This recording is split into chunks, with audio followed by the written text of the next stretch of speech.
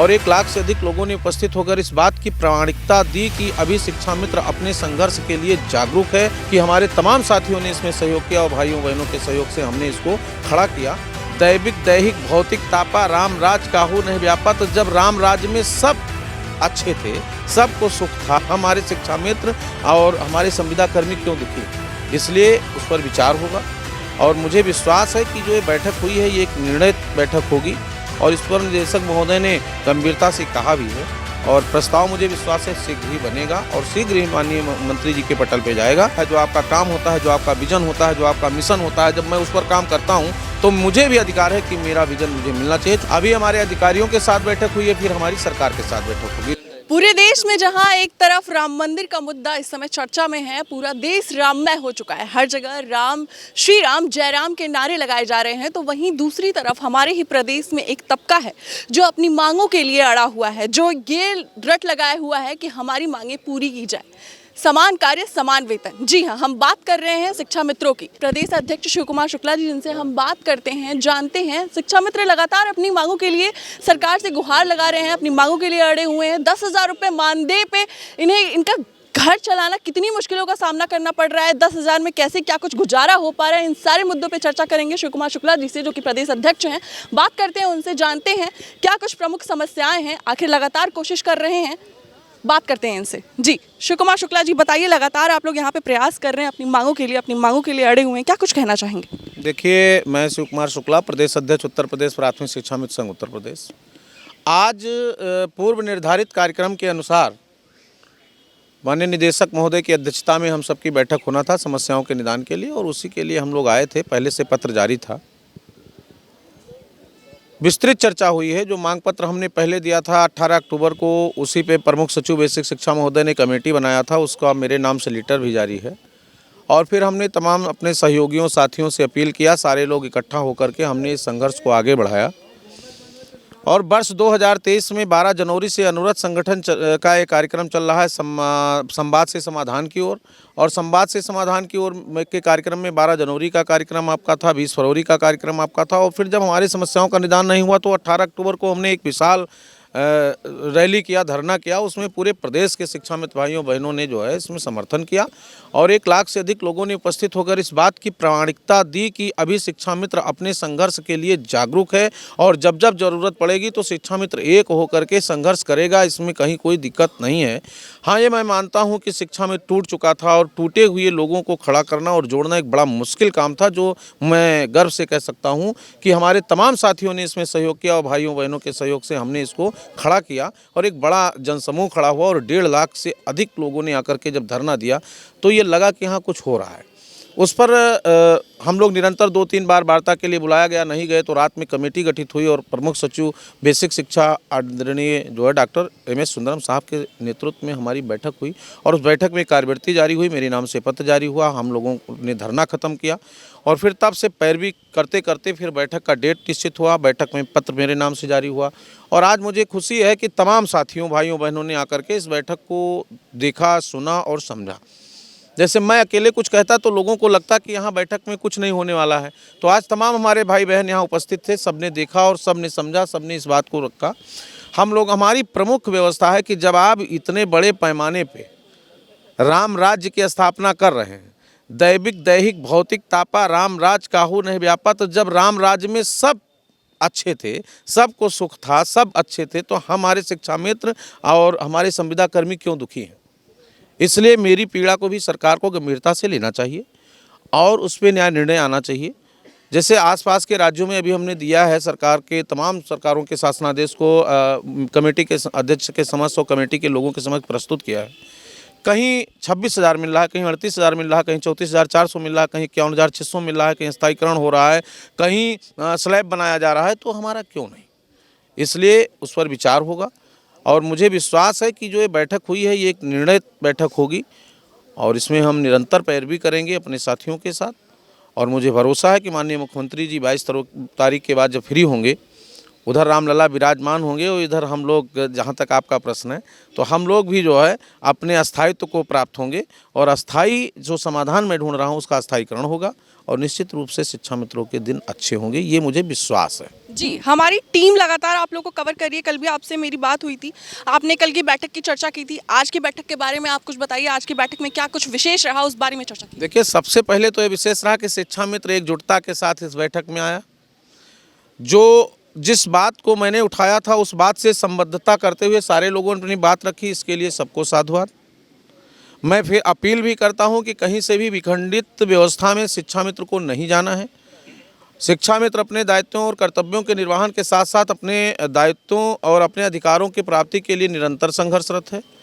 बैठक में हमारे साथ आदर्श के वेलफेयर एसोसिएशन के विश्वनाथ कुशवाहा जी, प्रदेश अध्यक्ष, उमेश पांडे जी, गदाधर जी और उनकी पूरी टीम, साथ में हमारी उमा बहन भी आई थी, हमारे यहाँ अनिल के लोग भी आए थे, अनिल यादव भी आए थे और हमने सब लोगों को ये कहा भी था और सारे लोगों ने उसका सम्मान भी किया कि हम लोग एक सूत्र और एक मांग पर टिके रहे और एक मांग के साथ हम लोगों ने कमेटी के समक्ष अपनी बात प्रस्तुत किया है।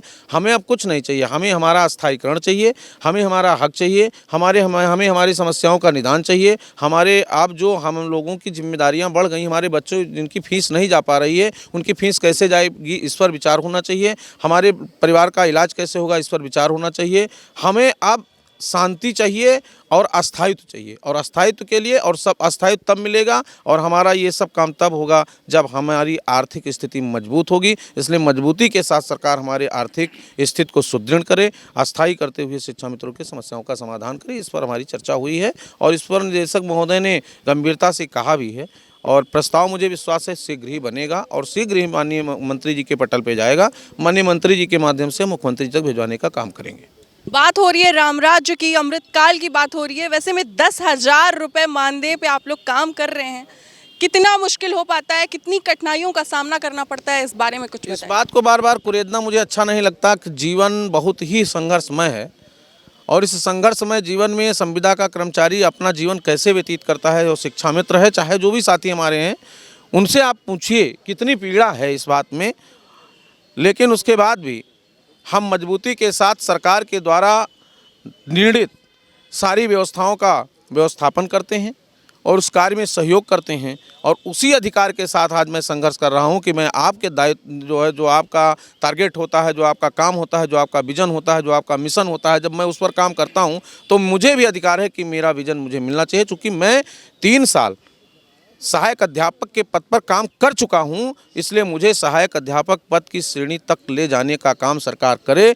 हमारे 1,37,000 लोग सहायक अध्यापक हो गए थे और लोग गफलत में ना रहें। इस प्रदेश का एक एक शिक्षा मित्र स्नातक है, एक एक शिक्षा मित्र बीटीसी उत्तीर्ण है, 2 वर्षीय बीटीसी का परीक्षा उत्तीर्ण कर चुका है। 60,000 से अधिक लोग टेट पास कर चुके हैं, जो सरकार के इंस्टीट्यूट, भारत सरकार के इंस्टीट्यूट का मानक है।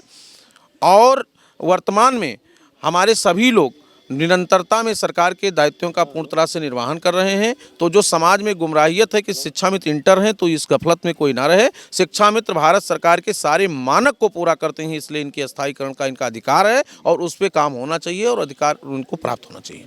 उत्तराखंड, राजस्थान जैसे कई राज्यों में स्थायीकरण कर दिया गया है, उनकी मांगों को माना गया है शिक्षा मित्रों की, लेकिन उत्तर प्रदेश में ये सारी व्यवस्था नहीं हो पाई है, ये सारी चीज़ें नहीं हो पाई हैं। इस बारे में क्या कहना चाहेंगे? इस संबंध में मैं निरंतर प्रयास कर रहा हूं और पिछले 6 साल से, जब से समाधान रद्द हुआ है, तब से लगातार हम लोग सरकार के से संवाद स्थापित कर रहे हैं।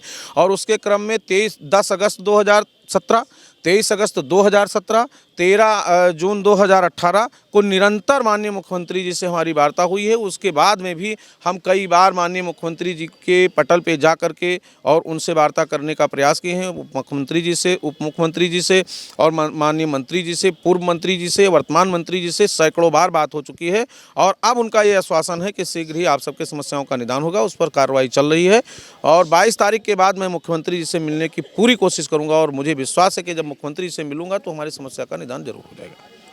सरकार से क्या कुछ उम्मीदें लगा के रखे हैं आप? ये बैठक हुई है, इसके बाद क्या कुछ लगता है? आप बोल रहे हैं कि आप मिलेंगे, लगता है आश्वासन मिलेगा या फिर कुछ कार्रवाई होगी? क्या कुछ उम्मीदें? देखिए, ऐसा है कि कार्रवाई के लिए ही तो हम लगे हैं और मुझे भरोसा है कि सरकार कुछ ना कुछ करेगी।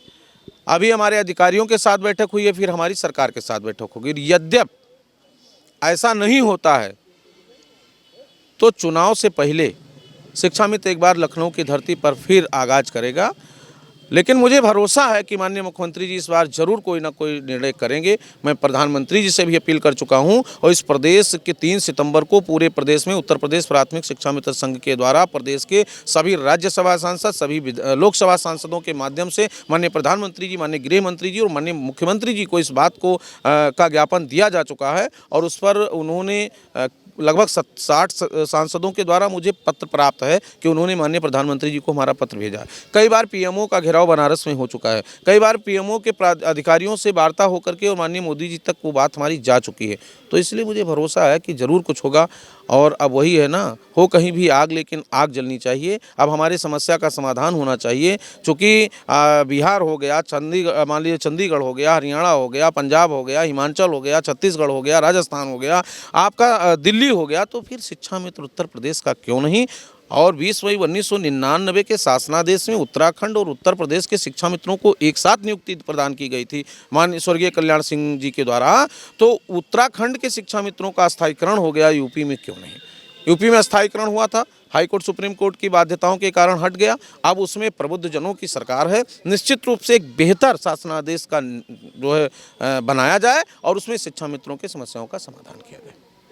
तो ये थे हमारे साथ शिक्षा मित्र प्रदेश अध्यक्ष शिव कुमार शुक्ला जी, जिन्होंने साफ तौर पे बता दिया है कि उनको सरकार से काफ़ी उम्मीदें हैं। उनको उम्मीद है कि प्रदेश के जो मुखिया हैं योगी आदित्यनाथ, वो उनकी जो मांगे हैं उनका निष्कर्ष जरूर निकालेंगे, उनकी मांगों को जरूर पूरा करेंगे। और अगर नहीं इनकी मांगें पूरी होती हैं तो भाई 2024 इलेक्शन भी नज़दीक है।